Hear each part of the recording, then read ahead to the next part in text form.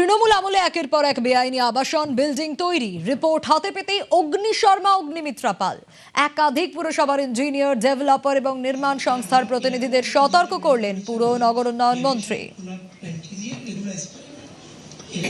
সামান্য যদি এক্সটেনশন করা হয়, আপনি জানেন না সেটা অ্যালাউড নয়। আপনি একটা মিটিং রুম করে দিচ্ছেন, আপনার বিল্ডিং এ যে ফাউন্ডেশন আছে সেই ফাউন্ডেশন আপনার 8 তলা নিতে পারবে? 30,000 স্কোয়ার ফিট আপনি এমনি এমনি করে দিলেন। আপনি কেন অ্যালাউ করেছেন? আপনারা তো ইউএলপি থেকে কি করে অ্যালাউ করলেন এটা? বোর্ড মিটিং রেজলিউশন করানো আছে। আপনি আগের সরকারে এগুলো অ্যালাউ ছিল হয়তো, না ম্যাডাম মানে ইলিগাল কাজ করব তারপর আমি ডিভিয়েশনটা করে আমি নরমালাইজ করে নেব, এটা তো অ্যালাউ ছিল নিশ্চয়ই, কিন্তু অ্যাক্ট অনুযায়ী অ্যালাউড আছে।